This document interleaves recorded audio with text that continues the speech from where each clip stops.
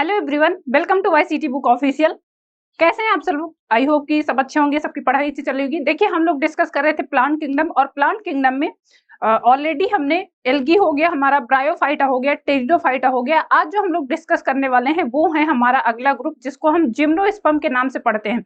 आपको पता है कि जिम्नोस्पर्म वो प्लांट्स हैं जिनमें सबसे पहले, अगर पूरे प्लांट किंगडम की बात कर लें तो सबसे पहले क्या होता है, यहाँ पर सीड फॉर्मेशन देखने को मिलता है। अच्छा, उससे पहले टेरिडोफाइट्स की बात की थी हमने, तो वहां पर हमने देखा था कि सीड फॉर्मेशन जैसा कोई एक तरह से कोई ऐसा फिनोमिना नहीं देखा था। बट वहां पर अगर बात करें तो सीड का जो फॉर्मेशन था, उसकी जो प्रकृति है, या फिर कह सकते हैं कि सीड हैबिट की शुरुआत हो चुकी थी। कहां पर? टेरिडोफाइट्स में। जिम्नोस्पर्म वो प्लांट्स हैं जिनमें क्या होता है, सीड का फॉर्मेशन होता है। वो कैसे होता है आगे हम पढ़ते हैं। तो चलिए स्टार्ट करते हैं आज का सेशन। आज के सेशन में हम लोग जिम्नोस्पर्म्स को डिस्कस करने वाले हैं, ठीक है। तो चलिए सभी लोग अटेंटिव होकर क्लास को सुनिएगा। और सबसे इंपॉर्टेंट चीजें हैं कि जो हमारी एनसीईआरटी में दिया है, बिटवीन दी एनसीईआरटी हमको पूरा कवर करना है। उससे कुछ एक्स्ट्रा पॉइंट मैं आपको यहाँ पर बताने वाली हूँ, तो वो भी बहुत इंपॉर्टेंट है आपके एग्जाम पर्पज से। क्या होता है कि एग्जामिनर कई बार होता है ना कि एनसीईआरटी तो आपको नो डाउट पूरा कवर करना ही करना है बेटा, बट कुछ पॉइंट्स ऐसे होते हैं जो बिटवीन दी एनसीईआरटी जो टर्म आपको देखने को मिलेंगे उनसे भी पूछ लिया जाता है। तो यहाँ पर थोड़ा सा डिटेल्स में हम लोग जाके पढ़ेंगे, बाकी पूरा एनसीईआरटी के बेस पर ही पढ़ने वाले हैं, ठीक है। तो चलिए शुरुआत करते हैं। अच्छा, जिम्नोस्पर्म्स की बात करते हैं तो सबसे पहले हम देखते हैं कि जिम्नोस्पर्म कब इनका उदय हुआ, कब इनका विकास हुआ, कौन सा टाइम पीरियड था जब सबसे ज्यादा जिम्नोस्पर्मिक प्लांट पृथ्वी पर ग्रोथ कर रहे थे। तो वो कौन सा एज था, अगर आपसे पूछा जाए तो आप बताओगे कि जिम्नोस्पर्म ऐसे प्लांट थे। पहली बात तो इनमें सीड फॉर्मेशन हमने देखा कि सबसे पहले प्लांट किंगडम में, अभी तक जितने भी ग्रुप हम पढ़ते आ रहे थे, चाहे एल्गी की बात कर लें, चाहे ब्रायोफाइट्स की बात कर लें, चाहे टेरिडोफाइट्स की बात कर लें, तो वहां पर हमने कहीं पर भी सीड फॉर्मेशन जैसी कोई प्रक्रिया नहीं पढ़ी है। लेकिन जिम्नोस्पर्म पहले ऐसे प्लांट हैं, यहाँ पर क्या होता है, सीड फॉर्मेशन देखने को मिला। सीड फॉर्मेशन की बात की हमने, तो यहाँ पर पहले ऐसे प्लांट है जिम्नोस्पर्म जिसमें सीड फॉर्मेशन हमको देखने को मिलता है। उसके साथ साथ अगर बात करें तो कौन सा इरा था, कौन सा एक तरह से काल था जब सबसे ज्यादा जिम्नोस्पर्मिक प्लांट का उदय हुआ। तो देखिए, जब क्या होता है पृथ्वी पर डायनासोर्स, ये हम पढ़ते हैं कब इनका कब एज था। तो डायनासोर्स का जब एज था उस टाइम ऐसा माना जाता है कि डायनासोर्स, आपको पता है कि सबसे बड़े जानवरों में से एक थे, जो कि पृथ्वी पर एक टाइम पर इनका काफी ज्यादा राज था। उसी टाइम पर सबसे ज्यादा जो विकास हुआ जिम्नोस्पर्मिक प्लांट का हुआ। क्यों? क्योंकि जिम्नोस्पर्मिक की अगर बात करें, जिम्नोस्पर्मिक प्लांट ये काफी बड़े आकार के थे। और सबसे ज्यादा इंपॉर्टेंट जो है कि ये जो डायनासोर्स थे, ये इन्हीं जिम्नोस्पर्मिक प्लांट पर डिपेंडेंट थे। कैसे? कि इनके सीड खाते थे, इनके पत्तियों को खाते थे, ठीक है। तो डायनासोर्स जो हर्बीवोरस डायनासोर्स थे, वो इनके एक तरह से जिम्नोस्पर्मिक प्लांट के ऊपर निर्भर थे। और ऐसा माना जाता है कि जब जिम्नोस्पर्मिक प्लांट का ग्रोथ हुआ, उसी टाइम सबसे ज्यादा जो ग्रोथ हुई वो हुई है डायनासोर्स की। उसके बाद कुछ साइंटिस्ट ऐसा मानते हैं कि डायनासोर्स का विलुप्त तो कैसे हुआ, या कैसे उनका एक तरह से कह सकते हैं कि डायनासोर्स कैसे खत्म हुए। तो जैसे देखिए, हम लोग पढ़ते हैं जिम्नोस्पर्मिक प्लांट में, जिम्नोस्पर्मिक प्लांट की भी बात करें तो अब उतनी ज्यादा ग्रोथ नहीं है, या बहुत ज्यादा जिम्नोस्पर्मिक प्लांट है, खासकर वो फॉसिल्स के रूप में आप देखने को मिलते हैं। तो उसका भी कारण ऐसा माना जाता है कि इन्वायरमेंटल चेंज हुए, ठीक है। उसके अलावा एंजियोस्पर्म प्लांट ऐसे थे जो कि क्या कर रहे थे, जिम्नोस्पर्म प्लांट जब ग्रोथ हो रही थी तो उसी टाइम पर एंजियोस्पर्मिक प्लांट भी ग्रोथ होना स्टार्ट हुआ। और उसके बाद आपको पता है कि एंजियोस्पर्मिक प्लांट क्या होते हैं, डोमिनेंट टाइप के होते हैं। तो अपनी डोमिनेंट एक तरह से स्टेज के कारण जो एंजियोस्पर्मिक प्लांट है वो जिम्नोस्पर्मिक पर डोमिनेंट हुए, और धीरे धीरे क्या हुआ, जो जिम्नोस्पर्मिक प्लांट थे उनकी ग्रोथ कम हुई, या कह सकते हैं कि एंजियोस्पर्मिक ज्यादा डोमिनेंट हुए। और डायनासोर्स का जो विलुप्त होने का कारण माना जाता है, वो ऐसा माना जाता है, कुछ लोग तो कहते हैं कि कहीं से क्या होता था, धूमकेतु जैसे कुछ पृथ्वी पर ऐसे क्या बोलते हैं कि ऐसे एलियंस का या ऐसी कुछ चीजों का गिराव हुआ, जिसके कारण से डायनासोर्स का विनाश हुआ। कुछ साइंटिस्ट ऐसा भी मानते हैं कि ड्यू टू इन्वायरमेंटल चेंजेस की वजह से डायनासोर्स विलुप्त हुए। कुछ साइंटिस्ट ऐसे मानते हैं कि जो जिम्नोस्पर्मिक एज थी, जब हम पढ़ते हैं कि सबसे ज्यादा जिम्नोस्पर्मिक प्लांट ग्रोथ कर रहे थे, उस टाइम पर क्या हुआ, जब एंजियोस्पर्मिक प्लांट की ग्रोथ हुई, तो एंजियोस्पर्मिक प्लांट बेसिकली अगर बात करें तो डायनासोर्स के लिए अच्छा नहीं था, या उनको जो फूड के रूप में चाहिए था वो एंजियोस्पर्मिक प्लांट से नहीं मिल रहा था। और एंजियोस्पर्मिक प्लांट आपको पता है डोमिनेंट किए। तो उसमें कहा जाता है कि एंजियोस्पर्मिक प्लांट मैक्सिमम क्या थे, टॉक्सिक थे, या फिर उनके सीड खाएं, उनके फ्रूट खाएं तो वो टॉक्सिक थे डायनासोर्स के लिए। तो इस तरह से क्या हुआ, फिर डायनासोर का क्या विलोपन हुआ, ये कह सकते हैं कि डायनासोर विलुप्त हुए। तो ये बहुत सारे खैर अलग अलग साइंटिस्ट का बहुत सारा मानना है कि क्या कैसे हुआ कैसे नहीं हुआ। हम लोग बात कर रहे हैं कि जिम्नोस्पर्मिक प्लांट की सबसे इंपॉर्टेंट जो ग्रोथ हुई है, सबसे ज्यादा जो डेवलपमेंट हुआ है वो कौन से एरा में हुआ है। तो देखिए ये हुआ है, आपको पता है जो रेप्टाइल्स में सबसे ज्यादा ग्रोथ थी, वो सबसे ज्यादा ग्रोथ किसकी थी, एक टाइम पर मीजोजोइक एरा में सबसे ज्यादा ग्रोथ थी रेप्टाइल्स की। और वो रेप्टाइल्स कौन से थे, वो थे डायनासोर्स, है ना। ये हम पढ़ते हैं Mesozoic era, the age of reptiles, the age of reptiles के नाम से हम पढ़ते हैं। और इसी टाइम पर जो सबसे ज्यादा ग्रोथ हुई है वो जिम्नोस्पर्म की हुई है।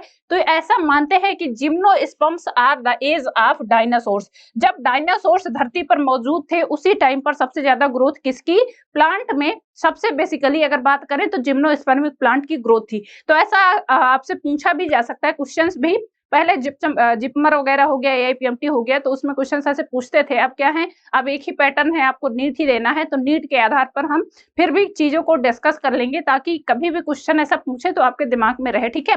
और दूसरी चीज, ऐसे आप पढ़ोगे तो आपको इंटरेस्टिंग लगेगा कि ऐसे कैसे विकास हुआ, कैसे क्या हुआ, क्रम में कैसे एक तरह से डेवलपमेंट हुआ प्लांट्स का, एनिमल्स का, ठीक है। तो वो चीजें आपको इंटरेस्टिंग लगेंगी, उस हिसाब से आपको याद भी हो जाएगा।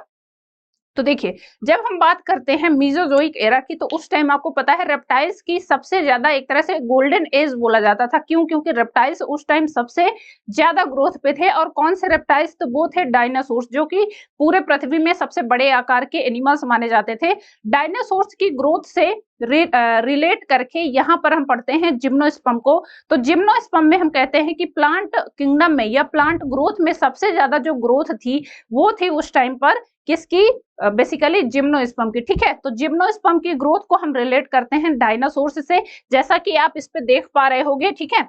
ये देखिए ये है डायनासोर्स का फिगर आपको देखने को मिल रहा, और ये काफी बड़े आकार के थे। इनमें हर्बीवोरस भी थे, कार्निवोरस भी थे। जो हर्बीवोरस थे वो क्या करते थे, ये प्लांट्स जो आपको देखने को मिल रहे हैं ये क्या है, ये कई कई कई फीट तक लंबे होते थे। और ये जिम्नोस्पर्मिक प्लांट थे, इन्हीं के ऊपर क्या थे, ये डायनासोर्स निर्भर थे अपने फूड के लिए, ठीक है, न्यूट्रिशन के लिए। इनके सीड खाते थे, इनके बेसिकली क्या पत्ते खाते थे। तो जो हर्बीवोरस डायनासोर्स थे वो इनके सीड पत्ते खाते थे, और जो हर्बीवोरस सॉरी कार्निवोरस थे वो इनके बेसिकली फिर हर्बीवोर्स को खाते थे। तो ये एक तरह से क्या थी, ग्रोथ थी। ये देखिए आप देख सकते हो डायनासोर्स को सबसे ज्यादा ग्रोथ की अगर बात करें तो मीजोजोइक एरा में बोला जाता है। मीजोजोइक एरा रेप्टाइल्स के लिए गोल्डन एज बोला जाता है। और उसी टाइम पर हम पढ़ते हैं कि यही एज थी जब सबसे ज्यादा क्या हुआ, जिम्नोस्पर्मिक प्लांट का ग्रोथ हुआ, ठीक है। तो ये भी आप कह सकते हो कि मीजोजोइक एरा भी मीजोजोइक एरा को हम एज अ कंसीडर करते हैं कि क्या है, ये जिम्नोस्पर्मिक प्लांट की सबसे ज्यादा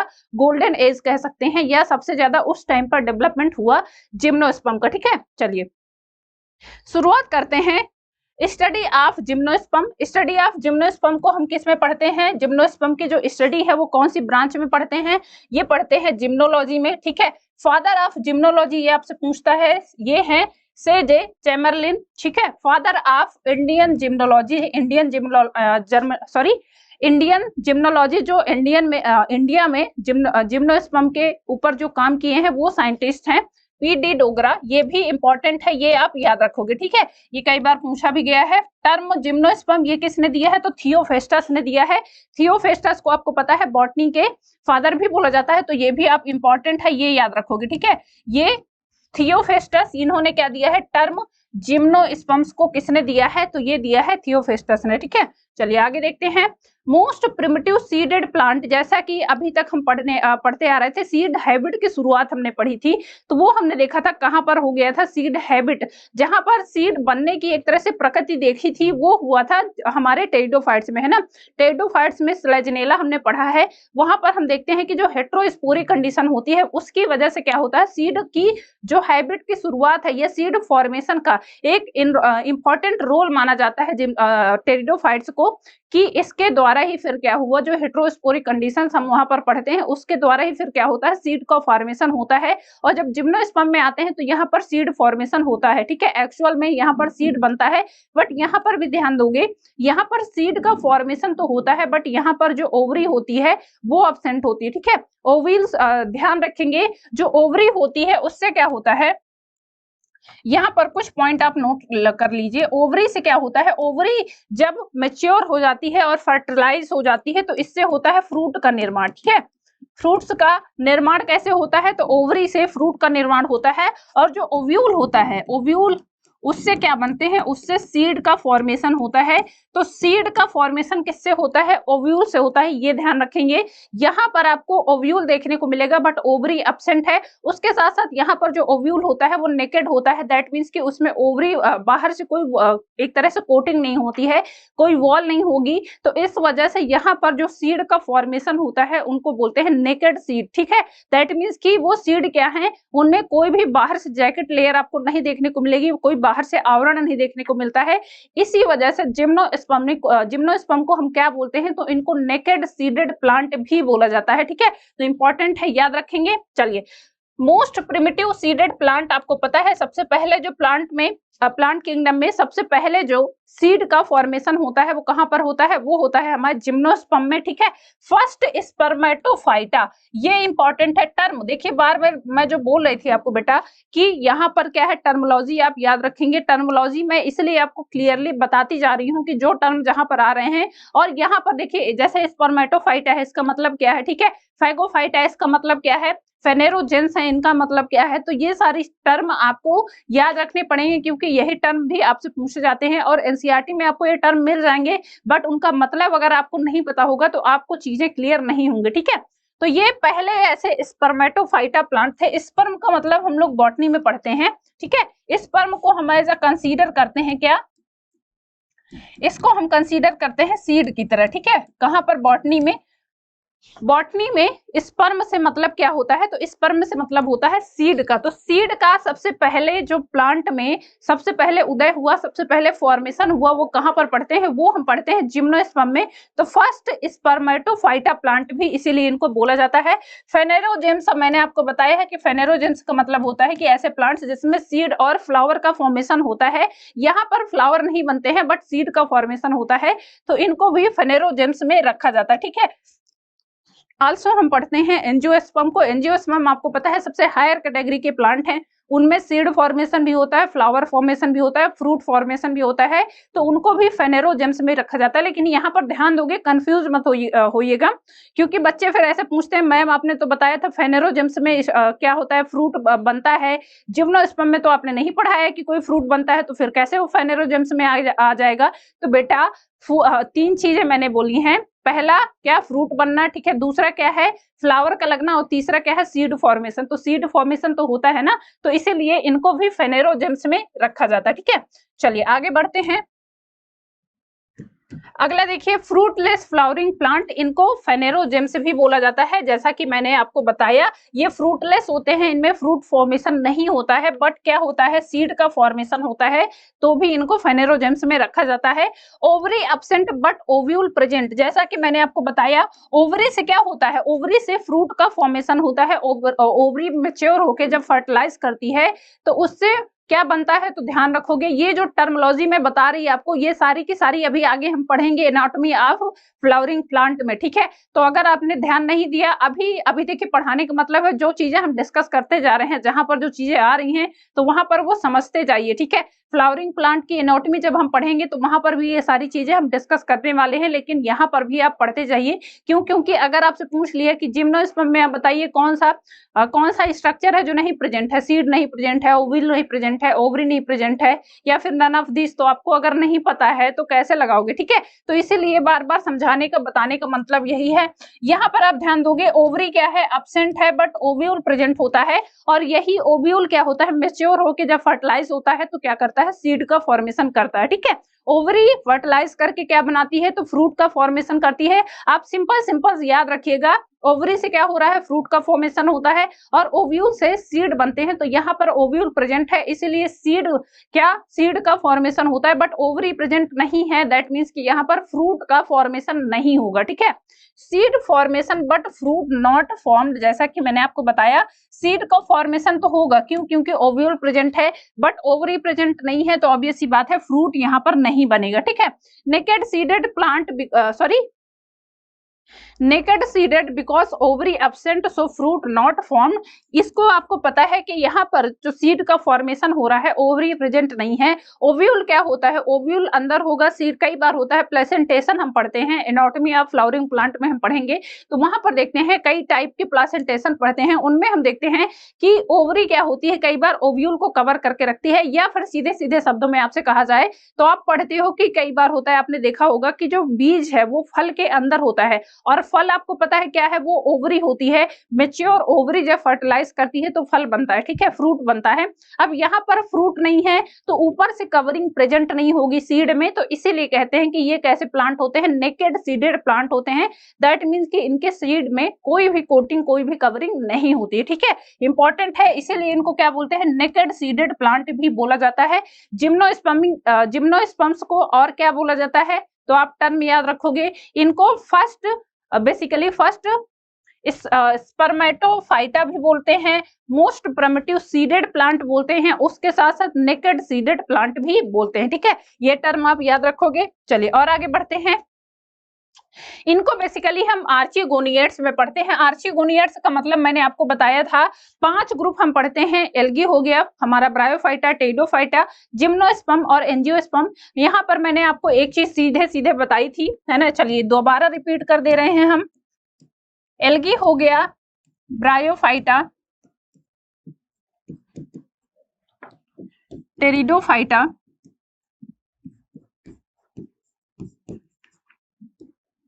जिम्नोस्पर्म और क्या, एंजियोस्पर्म। ये 5 ग्रुप हम पढ़ते हैं कहां पर, प्लांट किंगडम में, है ना। तो आर्चिगोनिया, आर्चिगोनिया का मतलब, आर्चिगोनियर्स का मतलब है कि जहां पर आर्चिगोनिया क्या है, बन रही है। वो 3 ग्रुप मैंने बताए थे और 2 ग्रुप ऐसे बताए थे जिनमें एब्सेंट थी। ए से एल्गी बताया था और ए से एंजियोस्पर्म बताया था। ये दोनों ऐसे ग्रुप हैं जिसमें क्या होती है, आर्चिगोनिया क्या है, एब्सेंट है। आर्चिगोनिया एब्सेंट है ना, ये क्लियरली मैंने बताया था और ये कई बार मैं बता चुकी हूँ। आई होप कि आप लोग को याद भी होगा। तो ए से बताया था, ए से एल्गी, ए से एब्सेंट, ए से एंजियोस्पर्म, ए से आर्चिगोनिया, है ना। ए आप याद रखोगे, एक वर्ड यूज कर लो, ए, ठीक है, ए एक लेटर पकड़ लीजिए। ए से एल्गी हो गया हमारा, ए से एंजियोस्पर्म हो गया, ए से आर्चिगोनिया हो गया और ए से क्या हो गया, एब्सेंट। तो आप कहोगे कि एल्गी और एंजियोस्पर्म में आर्चिगोनिया एब्सेंट होगी। बाकी जो 3 ग्रुप हैं कौन कौन से, ब्रायोफाइटा, टेडोफाइटा और जिम्नोस्पर्म, इसमें क्या होता है, यहाँ पर आपको आर्चिगोनिया प्रेजेंट मिलेगी। ठीक है, आर्चिगोनिया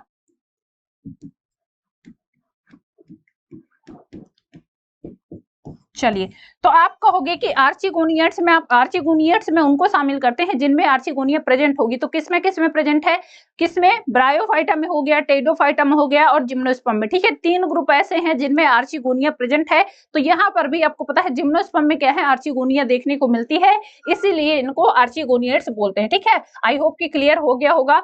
और इसको क्या बोलते हैं, कनेक्टिंग लिंक बिटवीन टेडोफाइटा और एंजियोस्पर्म। एंजियोस्पर्म और टेडोफाइटा के बीच की कनेक्टिंग लिंक भी किसको माना जाता है, तो ये माना जाता है जिम्नोस्पर्म्स को।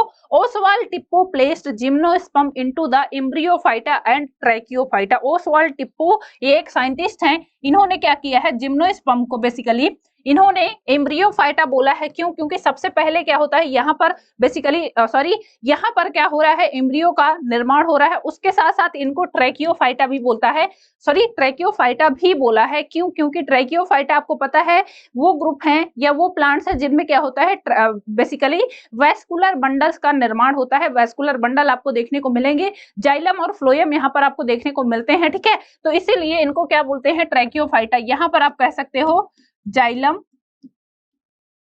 और क्या, फ्लोएम। जाइलम फ्लोएम प्रेजेंट, तो इसको बोलते हैं ट्रैकियोफाइटा। ए ट्रैकियोफाइटा किसको बोलते हैं, तो आपको पता है ऐसे ग्रुप जिनमें क्या है आपको जाइलम वेसल्स और फ्लोएम वेसल्स नहीं देखने को मिलेंगी, उनको ए ट्रैकियोफाइटा में रखते हैं। जैसे कि बात कर लें किसमें, चलिए आप बताओगे हमको, मैंने आपको पढ़ाया है, कई बार बताया है। यहाँ पर बेसिकली आपको पता है कि फर्स्ट वेस्कुलर प्लांट की कैटेगरी में किसको रखा जाता है, वो रखा जाता है टेरिडोफाइट्स को, है ना। टेरिडोफाइट्स पहले ऐसे प्लांट से जिनमें फर्स्ट टाइम जाइलम वेसल्स और फ्लोएम वेसल्स देखने को मिलती हैं।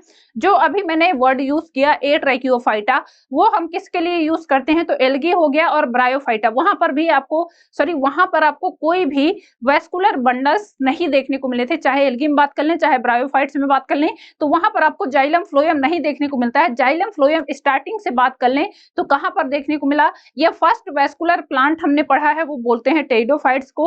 Pteridophytes are the first vascular plant जिनमें सबसे पहले जाइलम और फ्लोएम का विकास हुआ, ठीक है। वैसे ही जिम्नोस्पर्म में भी आपको जाइलम फ्लोएम मिल जाएंगे और एंजियोस्पर्म में भी जाइलम फ्लोएम मिल जाएंगे, ठीक है। तो इनको क्या बोलते हैं, इनको एम्ब्रियोफाइटा और ट्रैकियोफाइटा भी बोला जाता है। एम्ब्रियोफाइटा इसलिए बोला जाता है क्योंकि इनमें एम्ब्रियो का निर्माण होता है, ठीक है। इचलर प्लेस्ड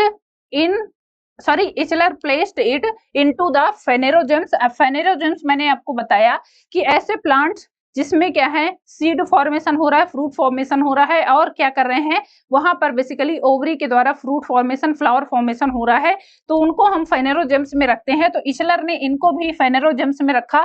फेनेरोजेम्स में इसलिए रखना है क्योंकि इनमें भी सीड फॉर्मेशन होता है, ठीक है। These plant originate and develop into Palaeozoic era. ये कब इनका विकास हुआ सबसे ज्यादा, तो आपको पता है कि पैलियोजोइक एरा में सबसे ज्यादा इनका विकास हुआ, लेकिन जो जुरासिक एज थी उस टाइम इनको सबसे ज्यादा जो ग्रोथ हुई, सबसे ज्यादा जो डेवलपमेंट हुआ वो किस एज में हुआ, तो वो आप बताओगे जुरासिक एरा में। इसको बोला जाता है golden era of gymnosperm. Also आपको पता है जुरासिक एरा एक ऐसा एरा था जब सबसे ज्यादा क्या हुआ, जो रेप्टाइल्स थे, खास करके जो डायनासोर्स थे, उनको भी गोल्डन एज बोला जाता है। तो गोल्डन एज ऑफ डायनासोर्स वो बोला जाता है जुरासिक एरा में। उसी एरा में सबसे ज्यादा विकास हुआ जिम्नोस्पर्म का, और उसका सबसे पहले जो हमने शुरुआत की वो मैंने बताया कि जो डायनासोर्स थे वो क्या करते थे, इन्हीं जिम्नोस्पर्म्स पर निर्भर थे, ठीक है। इनका जो मेन खाना था वो इन्हीं के सीड का खाना, ठीक है। जिम्नोस्पर्म के सीड को खाकर या इनके पत्तियों को खाकर वो अपने जीवन को चलाते थे, ठीक है। तो ये जुरासिक एरा आप ध्यान रखोगे, ये है गोल्डन एरा ऑफ जिम्नोस्पर्म्स। चलिए और आगे बात करते हैं। जिम्नोस्पर्म्स, इसका मतलब क्या है, टर्म का मतलब क्या है। जिम्नोस का मतलब होता है नेकेड, मतलब कि ऐसे सीड जिनमें क्या है ओवरी का बाहर से कोई आवरण नहीं देखने को मिल रहा है, और स्पर्मा का मतलब होता है सीड, ठीक है। सीड जैसे कि अभी मैंने बताया आपको, सीड का मतलब है, स्पर्म का मतलब यहाँ पर हम क्या काउंट करते हैं, तो यहाँ पर स्पर्म का मतलब हम देखते हैं सीड से, ठीक है। Are plants in which the ovules are not enclosed by ovary wall and remains exposed before and after fertilization। जैसा कि आपको पता है यहाँ पर क्या है, ओवरी एब्सेंट है, तो ओव्यूल क्या है ओवरी वॉल से ढका हुआ नहीं रहता है, जिस वजह से उसको क्या कहते हैं, नेकेड सीडेड प्लांट कहते हैं। ओव्यूल यहाँ पर फर्टिलाइज होकर क्या करता है, सीड का फॉर्मेशन करता है, लेकिन ओवरी प्रेजेंट नहीं है तो फ्रूट यहाँ पर नहीं बनता, ठीक है। इंपॉर्टेंट है, याद रखेंगे। चलिए, seeds that develop post fertilization are not covered, या इसीलिए इनको क्या बोलते हैं, नेकेड बोलते हैं। आप ये देख सकते हो, ये साइकस के क्या है ओव्यूल आपको देखने को मिल रही हैं, जो ये आपको देखने को मिल रहा है साइकस और पाइनस, ये दो प्लांट्स बहुत इंपॉर्टेंट है जो हम इसमें पढ़ते हैं। ये आपको साइकस का पौधा देखने को मिल जा रहा है, ठीक है, और ये आपको देखने को मिल रहा है साइकस का प्लांट, साइकस के जो क्या है ओव्यूल है, ठीक है। तो ये आपको साइकस को ओव्यूल देखने को मिल रहे हैं, इन्हीं में से फिर क्या होता है, सीड का फॉर्मेशन होता है, ठीक है। चलिए और आगे देखेंगे, आगे बात करते हैं, देखते हैं कि जिम्नोस्पर्म्स का क्या होगा आगे। देखिए, most of gymnosperms are fossil, उसका कारण मैंने आपको बताया कि एक एज था जब सबसे ज्यादा जिम्नोस्पर्मिक प्लांट का ग्रोथ हुआ, लेकिन उसी टाइम पर क्या हुआ, एंजियोस्पर्मिक प्लांट की भी ग्रोथ हुई, और एंजियोस्पर्मिक प्लांट फिर डोमिनेंट होके जिम्नोस्पर्मिक प्लांट को क्या करते हैं, अब जैसे जो चीज डोमिनेंट कर रही है तो उसका विकास ज्यादा होगा, तो जो पहले की चीजें हैं ऑब्वियस सी बात है वो पहले क्या होंगी, कम होती जाएंगी।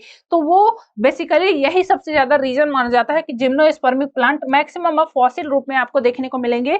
Generally perennial, evergreen, woody, branched और जीरोफिटिक ट्रीज होते हैं। जनरली आपको ये जीरोफिटिक मिलेंगे ऐसी जगह पर जहां पर वाटर लॉस कम होगा, ठीक है। जीरोफिटिक प्लांट्स वहां पर आपको देखने को मिलेंगे जिनमें बेसिकली होता क्या है, इनमें ऐसी संरचनाएं होती हैं, वो आगे हम पढ़ेंगे जब एनाटॉमी पढ़ेंगे, ठीक है, फ्लावरिंग प्लांट की।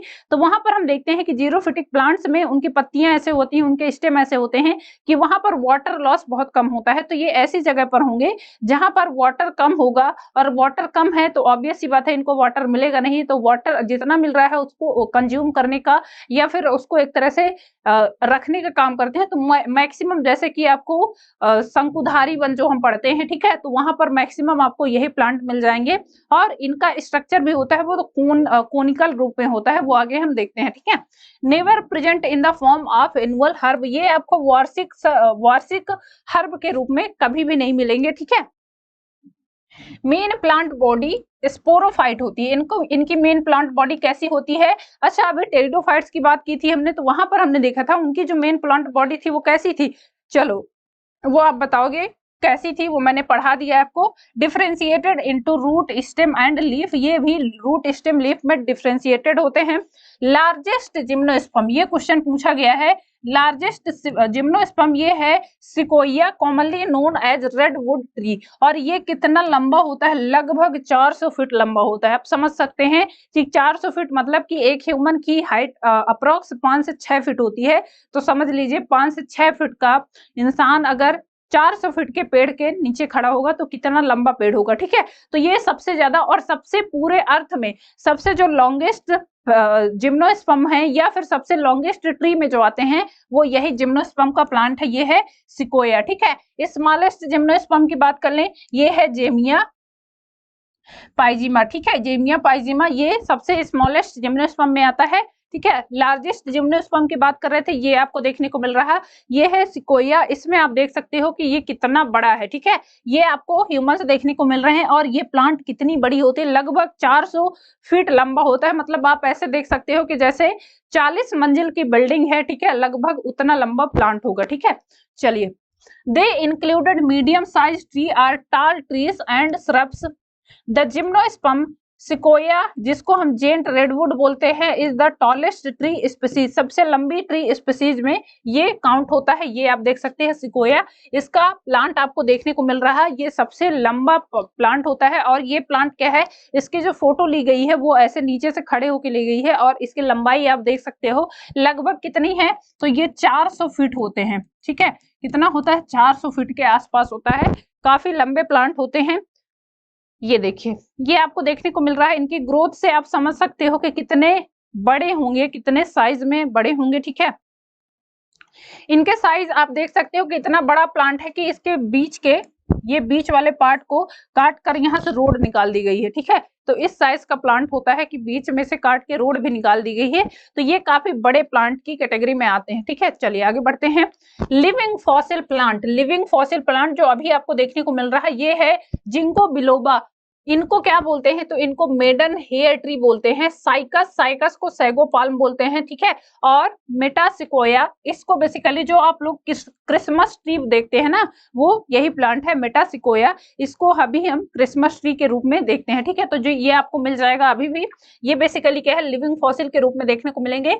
ओल्डेस्ट लिविंग सीडेड प्लांट ये कौन सा है, जिंगो बिलोबा, ये जिंगो बिलोबा। अच्छा, ये जिंगो बिलोबा को एक तरह से अभी भी आप देख सकते हो, उसका रीजन ये है कि कई सारी जैसे कम्युनिटी होती है ना, अलग अलग, जैसे हिंदू हो गए, मुस्लिम हो गए, वैसे ही जो क्रिश्चियन होते हैं ना, क्रिश्चियन में ये एक पवित्र पौधे के रूप में देखा जाता है। और जैसे चर्च होते हैं तो चर्च के बाहर ये प्लांट आपको लगाते हैं, और इसको वो लोग ऐसा मानते हैं धर्म से जोड़कर कि क्या होता है कि इससे क्या होती है, लोगों की आयु बढ़ती है। ये ऐसा प्लांट है जो लोगों की मनोकामना, जैसे हम लोग मानते हैं ना कि हमारे में भी बहुत सारे प्लांट हैं, जैसे हिंदुओं में देखते हैं आप, तो हिंदुओं में बहुत सारे प्लांट हैं जिनको हम पूजते हैं। तो वैसे ही जो क्रिश्चियन कम्युनिटी के लोग हैं वो भी इस प्लांट को पूजते हैं, और इसी वजह से ये प्लांट आपको अभी देखने को मिल जाएगा। खासकर की जो क्रिश्चियन कम्युनिटी है जहां पर आपको चर्च वगैरह है, ठीक है, तो वहां पर चर्च के बाहर ये प्लांट लगाते हैं, और ऐसा मानते हैं कि ये प्लांट क्या है, लोगों की इच्छाएं पूर्ति करता है, या कह सकते हैं कि लोगों की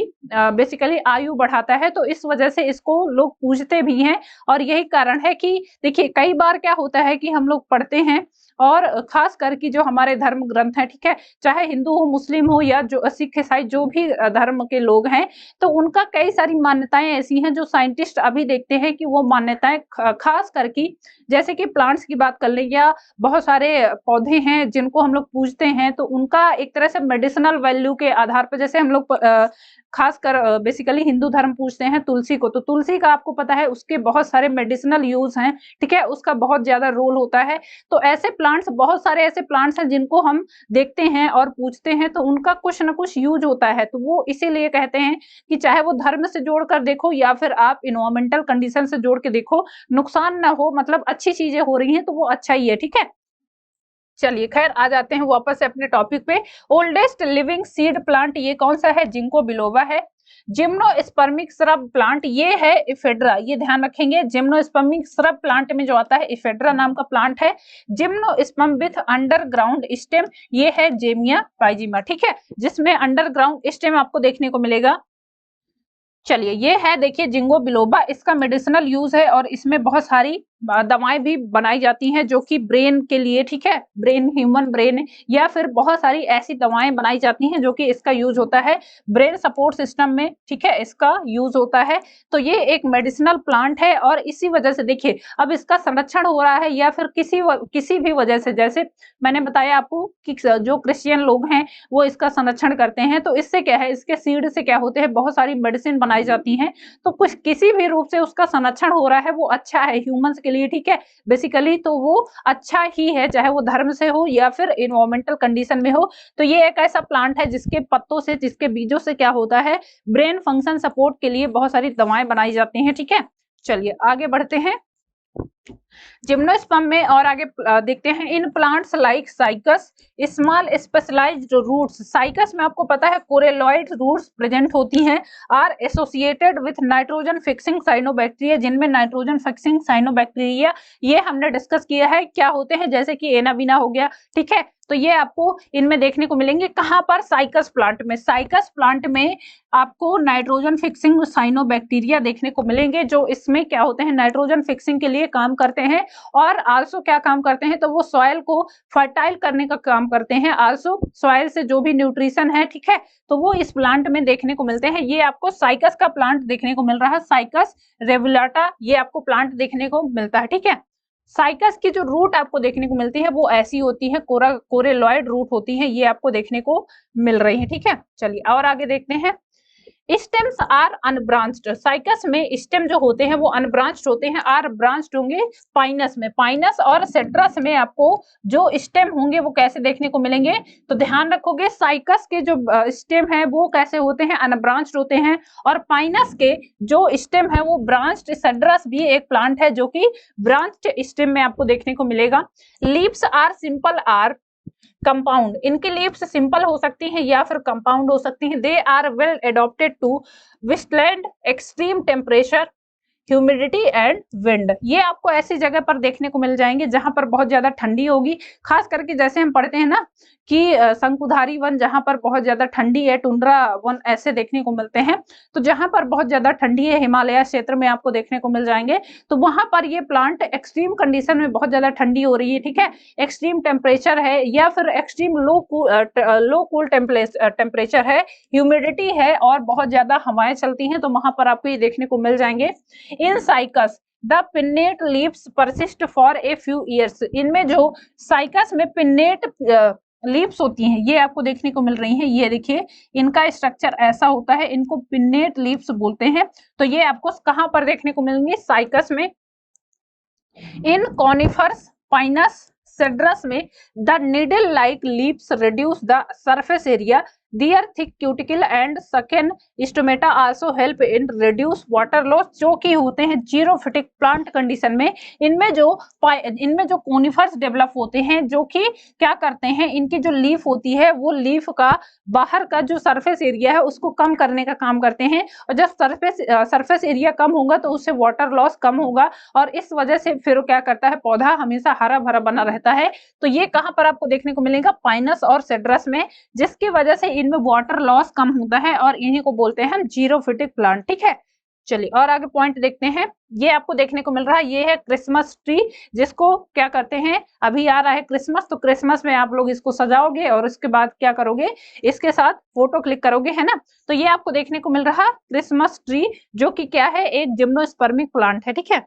चलिए और आगे देखते हैं, जनरल कैरेक्टर्स की बात कर लेते हैं। अभी तक जो हम पढ़ रहे थे वो हमने देखा कि जिम्नोस्पर्मिक प्लांट का उदय कैसे हुआ, किस टाइम पर ये डेवलप हुए। अब इनके जनरल कैरेक्टर्स की बात करते हैं। स्पोरोफिटिक प्लांट बॉडी होती है, हमको पता है कि यहाँ पर जो कंडीशंस होती हैं स्पोरोफिटिक और गैमेटोफिटिक, हम कहाँ से शुरुआत किए हैं, ब्रायोफाइट्स, टेडोफाइट्स और जिम्नोस्पर्म में आ गए। तो हमने देखा है ब्रायोफाइट्स की अगर बात कर ले, वहां पर आपको पता है गैमेटोफिटिक जो बॉडी होती है वो डोमिनेंट टाइप की होती है, ठीक है। स्पोरोफाइट बॉडी कहाँ पर डोमिनेंट हुई, तो आते हैं हम टेडोफाइट्स में, वहां पर हम देखते हैं तो स्पोरोफिटिक बॉडी जो होती है वो डोमिनेंट टाइप की होगी। देन आते हैं जिम्नोस्पर्म में, तो यहाँ पर आप ध्यान रखोगे स्पोरोफिटिक बॉडी होती है, बट यहाँ पर जो स्पोरोफिटिक और गैमेटोफिटिक कंडीशन होती है वो दोनों इंडिपेंडेंट होती है, ठीक है। आगे देखेंगे इसको। रूट, स्टेम, लीफ आपको देखने को मिल जाएंगे। फेनेरोजम्स होते हैं, बिल्कुल देख चुके हैं। स्पर्मेटोफाइट होते हैं, क्योंकि पहली बार इनमें सीड का निर्माण हुआ। ट्रैकियोफाइट होते हैं, जाइलम वेसल्स और फ्लोएम वेसल्स आपको देखने को मिलेंगी। और आर्चिगोनिया आपको यहाँ पर डेवलप हुई मिल जाएंगी, ठीक है। डेवलप टैप रूट सिस्टम, इनमें क्या होता है, टैप रूट सिस्टम आपको देखने को मिलेगा, ये भी इंपॉर्टेंट है। स्टेम की बात कर लें, erect branched woody on which leaf scales can be observe, ठीक है, ये इनका स्टेम होता है। लिप्स की बात कर लें, लिप्स कैसी होती है, dimorphic foliage, sorry dimorphic foliage and scaly leaves होती हैं, जो कि आपको पता है इनकी वजह से क्या होता है, वाटर लॉस कम होता है, और वाटर लॉस कम होने की वजह से इनको जीरोफिटिक प्लांट की कैटेगरी में रखा जाता है, ठीक है।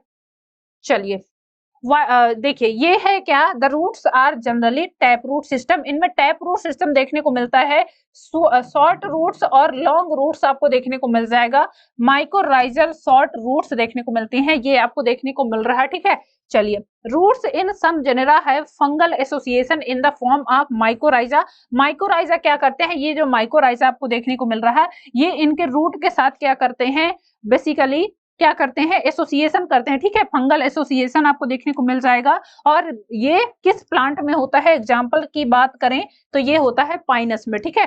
तो जिम्नोस्पर्मिक प्लांट में आपको फंगल एसोसिएशन किसके साथ देखने को मिलेगा, तो वो देखने को मिलता है माइकोराइजा और पाइनस के प्लांट में, ठीक है। चलिए और आगे बढ़ते हैं। In xylem the vessels and in phloem the sieve tubes and companion cells are absent. ये देखिए हम यहाँ पर पढ़ते हैं इनको क्या पढ़ते हैं कि इनको हम पढ़ते हैं ट्रैकिएट्स की कैटेगरी में। यह बेसिकली ऐसे प्लांट्स हैं जिनमें जाइलम और फ्लोएम वेसल्स तो देखने को मिल जाएगा, बट एक चीज यहाँ पर ध्यान रखेंगे, जाइलम में आपको यहाँ पर क्या एब्सेंट है, जाइलम में और फ्लोएम में दोनों चीजें याद रखेंगे, ठीक है। जाइलम में आपको क्या है, जाइलम वेसल्स एब्सेंट मिलेंगी यहाँ पर।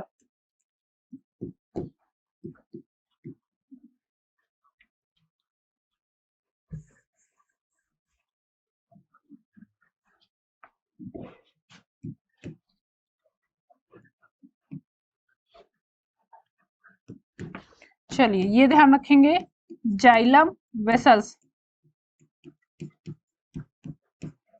और फ्लोएम में क्या एब्सेंट होता है, तो ये आप ध्यान रखोगे, यहाँ पर होती हैं क्या, स्यू ट्यूब्स,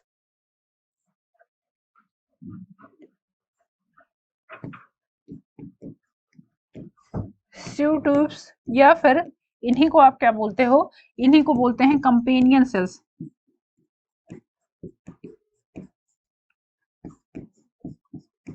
ठीक है। स्यू ट्यूब्स या फिर इन्हीं को बोलते हो आप कंपेनियन सेल्स। तो ये आपको कहां पर एब्सेंट मिलेंगी, ये आपको जिम्नोस्पर्म में एब्सेंट मिलेंगी, जाइलम में आपको जाइलम वेसल्स एब्सेंट मिलेंगी, और फ्लोएम में स्यू ट्यूब्स या फिर आप कह सकते हो कि क्या, कंपेनियन सेल्स आपको यहाँ पर एब्सेंट मिलेंगी, ठीक है। तो ये ध्यान रखेंगे। In stem two type of wood, stem में दो टाइप के आपको प्लांट वुड देखने को मिलेंगी। पहले होती है मेनोजाइलिक, मेनोजाइलिक का इसमें होता है मोर पैरेनकाइमा लेस कॉम्पैक्ट। एग्जांपल की बात कर ले, साइकस में, साइकेडेल्स का ये क्या है, ऑर्डर है इसका, साइकेडेल्स ऑर्डर है जिसमें साइकस आता है। तो साइकस का जो प्लांट होता है उसमें जो वुड होती है वो कैसी होती है, मोनोजाइलिक होती है। मोनोजाइलिक से मतलब क्या है, तो मोनोजाइलिक में आप ध्यान रखोगे इसमें पैरेनकाइमा काफी ज्यादा होगा, मोर पैरेनकाइमा, और लेस कॉम्पैक्ट देखने को मिलेगा। दूसरा होता है वो है पिक्नोजाइलिक, पिक्नोजाइलिक में क्या होता है, लेस पैरेन्काइमा होता है, मोर कॉम्पैक्ट होता है। एग्जांपल की बात कर लें फाइनस में, ठीक है। ये इसका जो ऑर्डर है वो है कॉनिफेरेस। तो ध्यान रखेंगे जो साइकस है उसमें जो वुड होती है, जो लकड़ी होती है वो मोनोजाइलिक होती है, और जो पाइनस है उसमें जो लकड़ी होती है वो पिक्नोजाइलिक होती है, ठीक है। पी से पाइनस याद कर लीजिए, पी से पिक्नोजाइलिक, ठीक है। और आप साइकस में मोनोजाइलिक याद रखिएगा। चलिए आगे बढ़ते हैं। ये देखिए, अब बात करते हैं इनके रिप्रोडक्शन की कि कैसे रिप्रोडक्शन होता है, ठीक है। चलिए, sporophylls bears sporangia in which spores are produces. ये स्पोरोफिल्स क्या होते हैं, स्पोरेंजिया क्या होते हैं, तो ये मैंने आपको लास्ट क्लास में भी डिटेल्स में बताया था।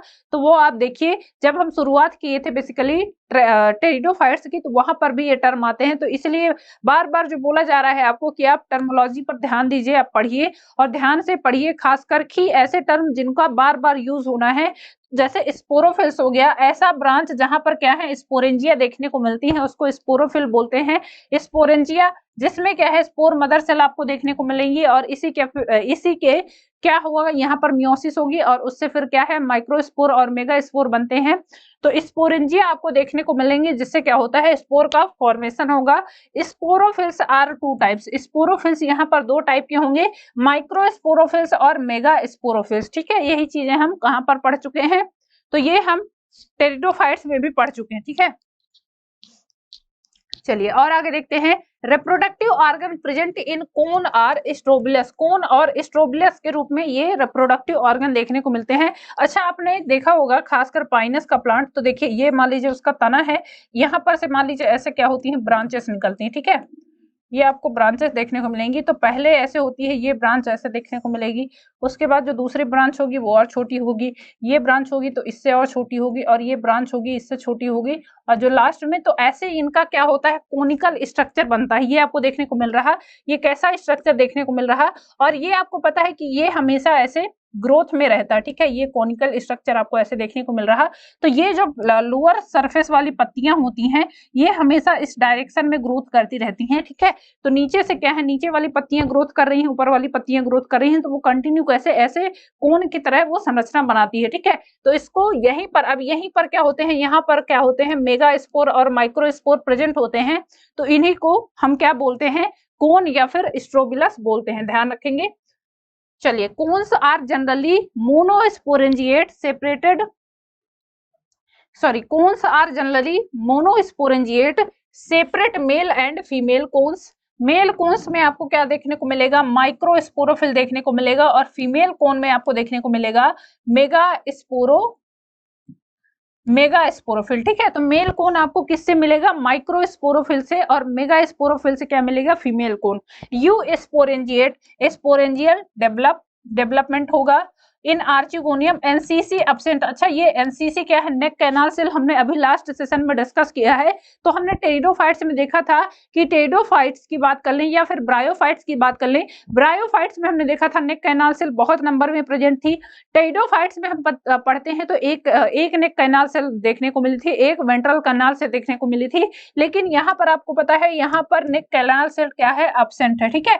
तो ये भी आप ध्यान रखोगे। और देखिए, जो बार बार मैं कंपेयर करके बता रही हूँ ब्रायोफाइट्स टेरिडोफाइट्स, यही एक अच्छा तरीका होता है कि चीजें आपको याद रहेंगी, ठीक है। तो अगर आप कंपेयर करके पढ़ोगे तो बहुत आसानी से चीजें याद हो जाएंगी, तो ये ध्यान रखोगे। आर्चिगोनिया की बात कर लें तो आर्चिगोनिया में आपको एनसीसी, अगर बात कर लें नेक कैनाल सेल, वो आपको ब्रायोफाइट्स में देखने को मिलती थी, तो वहां पर न्यूमरस नंबर में थी, बहुत सारे नंबर में थी।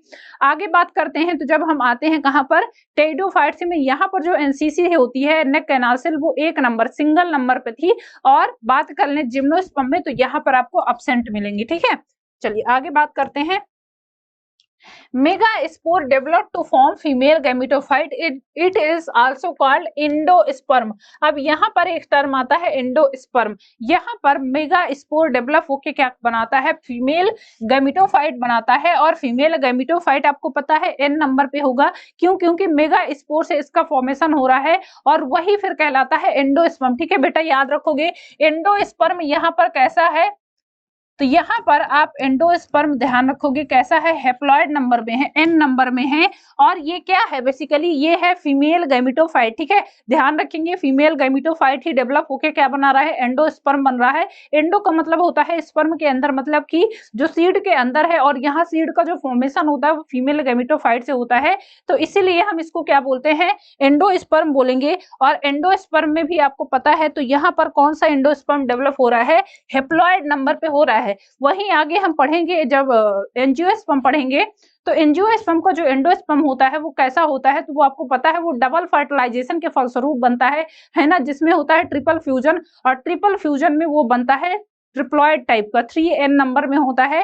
तो आप ध्यान रखोगे ये क्वेश्चन बहुत फ्रिक्वेंटली पूछा जाता है, क्योंकि बच्चे इसमें बहुत कंफ्यूज होते हैं, क्योंकि एंडोस्पर्म आप जनरली पढ़ते हो, अरे एंडोस्पर्म एम्ब्रियो से रिलेट करके पढ़ते हो तो 2n लगा के चले जाते हैं। यहाँ पर आप ध्यान दोगे जो जिम्नोस्पर्म का एंडोस्पर्म होता है वो n नंबर पे होता है, और एंजियोस्पर्म में आगे हम पढ़ेंगे वो किसके फलस्वरूप बनता है, तो वो बनता है ट्रिपल फ्यूजन के फलस्वरूप, डबल फर्टिलाइजेशन होगा, देन फिर वहां पर ट्रिपल फ्यूजन होता है, और उसके फलस्वरूप बनता है जो एंजियोस्पर्म का एंडोस्पर्म है, तो उसमें हम पढ़ते हैं वो होता है ट्रिप्लॉइड नंबर में, 3n होता है। ठीक है, चलिए, तो यहाँ पर एंडोस्पर्म कैसा होता है, वो हेप्लॉइड होता है, n नंबर में होता है। All gymnosperm are wind pollinated, wind pollinated इसको एनिमोफिली बोलते हैं। तो सारे के सारे जो जिम्नोस्पर्म है उनमें जो पॉलिनेशन होता है वो कैसा होता है, वो वायु परागण होता है, हवा के द्वारा परागण होता है, उसको हम वायु परागण या इसी को एनिमोफिली बोलते हैं। ठीक है, तो ये आप ध्यान रखोगे, सारे के सारे जिम्नोस्पर्म में जो परागण होता है, जो क्या हो रहा है बेसिकली पॉलिनेशन हो रहा है, तो किसके द्वारा हो रहा है, विंड के थ्रू हो रहा है, इसी को हम विंड पॉलिनेशन या एनिमोफिली बोलते हैं, ध्यान रखेंगे। चलिए, siphonogamous fertilisation pollen tube first time develop in gymnosperm which carry male gamete. अच्छा, उससे पहले अभी मैंने आपको पढ़ाया टेरिडोफाइट्स, तो टेरिडोफाइट्स में किस तरह का फर्टिलाइजेशन होता है, और ये मैं कम से कम आपको 100 बार बता चुकी हूँ। तो आप बताओगे कि टेरिडोफाइट्स प्लांट में वहां पर आपने पढ़ा है कि वहां पर आप देखते हो कि कैसे फर्टिलाइजेशन होता है, तो मेल गैमेट तैर कर फीमेल गैमेट तक पहुंचता है, इस प्रोसेस को क्या बोलते हैं, चलिए आप बताओगे आप हमको। ठीक है, सिफाइनोगैमस फर्टिलाइजेशन आपको सबसे पहले कहां पर देखने को मिला, तो फर्स्ट टाइम डेवलप हुआ जिम्नोस्पर्म में। और ये सिफाइनोगैमस फर्टिलाइजेशन होता क्या है, तो ऐसा फर्टिलाइजेशन जब क्या है, मेल गैमेट पॉलन ग्रेन के थ्रू फीमेल गैमेट तक पहुंचते हैं, तो उसको बोलते हैं हम सिफाइनोगैमी। ठीक है, मेरोब्लास्टिक एम्ब्रियो डेवलप होता है, मेरोब्लास्टिक टाइप का यहाँ पर एम्ब्रियो का डेवलपमेंट होगा। ठीक है, चलिए और आगे पॉइंट देखते हैं। माइक्रोफिलस माइक्रोस्पोरोफिल्स और मेगास्पोरोफिल्स की बात कर रहे थे, तो माइक्रोस्पोरोफिल और मेगास्पोरोफिल क्या हैं उनकी बात कर लेते हैं। ठीक है, they are arrange to male strobili, जिनको हम माइक्रोस्पोरेंजिएट बोलते हैं। माइक्रोस्पोरेंजिएट में आप ध्यान रखोगे मेल गैमेट का फॉर्मेशन होगा। ठीक है, तो ये इंपॉर्टेंट है। दे बियर माइक्रोस्पोरेंजिया, इनमें माइक्रोस्पोरेंजिया देखने को मिलेंगी, और इन माइक्रोस्पोरेंजिया से फिर क्या होगा, मेल गैमेट का फॉर्मेशन होता है। कैसे, the microspore develops into male gametophyte, it is highly reduced and confined to only a limited number of cells. This gametophyte is called a pollen grain. ये pollen grain का निर्माण करती है। ठीक है, the pollen grains are developed within the microsporangia. ये pollen grain कहाँ पर डेवलप हो रही हैं, तो ये डेवलप हो रही है माइक्रोस्पोरेंजिया में। ये आप देखने को मिल रहा है, ये है एक मेल कोन। ठीक है, साइकस का मेल कोन आपको देखने को मिल रहा है, माइक्रोस्पोरोफिलिस में देखने को मिल रही पॉलन ग्रेन, ये आपको पॉलन ग्रेन माइक्रोस्पोरोफिल के अंदर डेवलप हुई होती है। ठीक है, याद रखेंगे कहां पर, ये आपको देखने को मिल रहा, ये है साइकस का मेल कोन। ठीक है, ये आपको ऐसे देखने को मिल रहा है, ये क्या है, मेल कोन। चलिए, साइकस का मेल कोन आपको देखने को मिल रहा, जिसमें क्या होता है, पॉलन ग्रेन इसके अंदर डेवलप हुई होती है। आगे बढ़ते हैं, दूसरा जो पार्ट है वो है मेगास्पोरोफिल। मेगास्पोरोफिल की बात कर लें, they are arrange to female strobili, ये फीमेल स्ट्रोबिली में आपको देखने को मिलेंगी, और ये आपको इस स्ट्रक्चर में देखने को मिलती है। ठीक है, जिनको हम क्या बोलते हैं, माइक्रोस्पोरेंजिएट बोलते हैं। दे बियर मेगास्पोरेंजिया, मेगास्पोरेंजिया जिनमें ओव्यूल्स होते हैं, मेगास्पोरेंजिया जिनमें ओव्यूल्स होते हैं, और ओव्यूल्स से ही आपको पता है क्या होता है, सीड का फॉर्मेशन होता है, इंडोस्पर्म बनता है। तो यहाँ पर जो इंडोस्पर्म बनेगा वो किससे बनेगा, मेगास्पोरेंजिया से बनेगा। और मेगास्पोरेंजिया आपको पता है यहाँ पर फीमेल गैमीट का पार्ट है, ठीक है। Megasporangia mainly consist of a body called nucellus. Nucellus क्या है ये आपको पता है, ये एक मेगास्पोरेंजिया मेनली एक बॉडी कंसिस्ट करती है, जो कि क्या करता है, न्यूसेलस के फॉर्म में डेवलप होता है। It is protected by envelopes, ये प्रोटेक्टेड रहता है, बाहर से आवरण इनमें लगे होते हैं, ठीक है। The megaspore mother cell is differentiated from a cell of the nucellus, ये न्यूसेलस का निर्माण करता है, जो कि आपको ऐसा देखने को मिलेगा। तो ध्यान रखेंगे, मेगास्पोरेंजिएट से क्या निर्माण हो रहा है, फीमेल गैमेटोफाइट बन रहा है।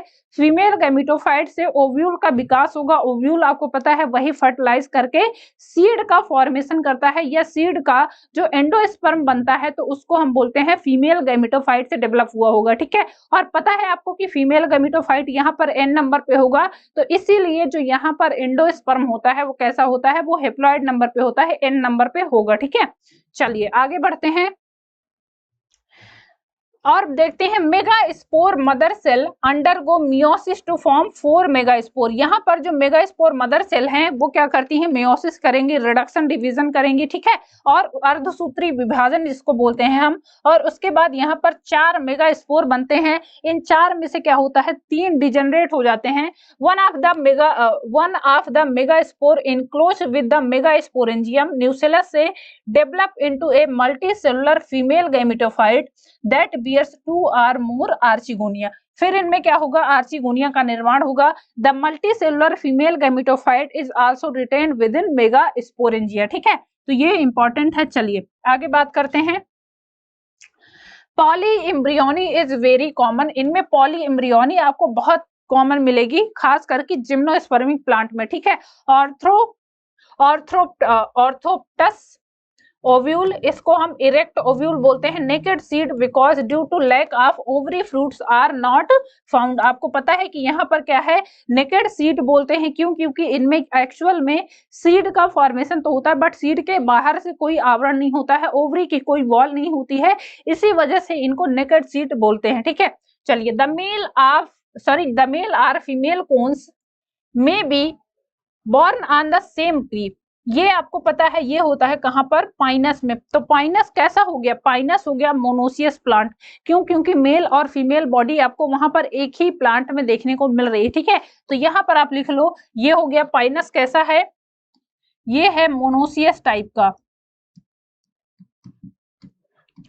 मोनोसियस का मतलब मैंने आपको बताया था, मोनो का मतलब होता है सिंगल और सियस का मतलब होता है बॉडी। तो सिंगल प्लांट बॉडी में आपको mail and female sex organ दोनों देखने को मिल जाएंगे, तो उसको आप बोलोगे मोनोसियस, ठीक है। तो पाइनस कैसा होता है, मोनोसियस होता है। या फिर साइकस की बात कर ले, साइकस कैसा है, ये है डायोसियस टाइप का। डायोसियस का मतलब होता है कि मेल एंड फीमेल पार्ट जो है वो अलग अलग प्लांट बॉडी पर निर्भर होंगे, ठीक है, ये अलग अलग प्लांट बॉडी पर। तो ध्यान रखेंगे, पाइनस कैसा होता है, पाइनस मोनोसियस होता है, और साइकस यहाँ पर डायोसियस होता है। Unlike bryophytes and pteridophytes in gymnosperm, the male and the female gametophytes do not have an independent free living existence, they remain within the sporangia retain on the sporophyte। Sporophyte इनमें क्या होता है, main plant body होती है, but ध्यान रखेंगे यहाँ पर जो गैमेटोफिटिक जनरेशन है और जो स्पोरोफिटिक जनरेशन है वो दोनों फ्री लिविंग नहीं होते हैं, वो क्या होते हैं, वो एक दूसरे से अटैच्ड होते हैं, वो इंडिपेंडेंट या फिर फ्री लिविंग नहीं होंगे, ठीक है। चलिए ये ध्यान रखेंगे, आगे बढ़ते हैं। The pollen grains released from the microsporangia are carried in air currents and meet the opening of the ovules। यहाँ पर मेन बात हो रही है किसकी, पॉलिनेशन की। तो पॉलिनेशन मैंने आपको बताया, जिम्नोस्पर्म में जो पॉलिनेशन है वो किसके द्वारा होता है, एनिमोफिली बोलते हैं, ये होता है विंड पॉलिनेशन, हवा के द्वारा जो पॉलिनेशन होता है वो आपको देखने को मिलेगा, ठीक है। The pollen tube carry the male gametes, male pollen tube में आपको पता है ये कहाँ पर डेवलप हो रही थी, तो ये डेवलप हो रही थी माइक्रोस्पोरेंजियम के अंदर, और माइक्रोस्पोरेंजियम में डेवलप होते हैं मेल गैमेट। तो पॉलन ग्रेन में क्या है, male gamete, pollen grain male carrying the male gamete grows towards archegonia in the ovule and discharge their content near the mouth of archegonia। pollen grain से क्या होगा, male gamete female gamete तक पहुंचेंगे। Female gamete के लिए use करते हैं हम यहाँ पर टर्म आर्चिगोनिया, और आर्चिगोनिया में फिर क्या करेंगे, मेल गैमीट को डिस्चार्ज करेंगे, रिलीज करेंगे, ठीक है।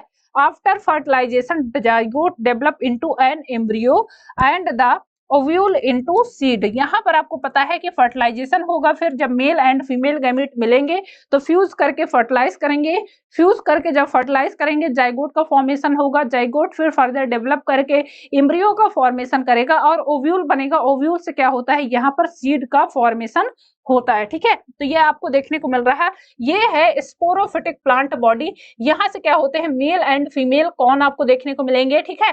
मेल एंड फीमेल कौन से क्या होगा, मेल से मेल फीमेल से क्या होगा, माइक्रोस्पोरेंजिया और मेगास्पोरेंजिया बनेंगे। माइक्रोस्पोरेंजिया से मेल गैमीट बनेगा, मेगास्पोरेंजिया से फीमेल गैमीट बनेगा। उसके बाद यहाँ पर होगा मियोसिस, मियोसिस के बाद क्या होगा, इनमें देखने को मिलेगा कि मियोसिस से क्या होंगी, 4 टाइप की सेल्स बनेगी, 4 मेगास्पोर बनेंगे, उनमें से 3 डिजनरेट हो जाते हैं, एक वर्किंग होता है, ठीक है।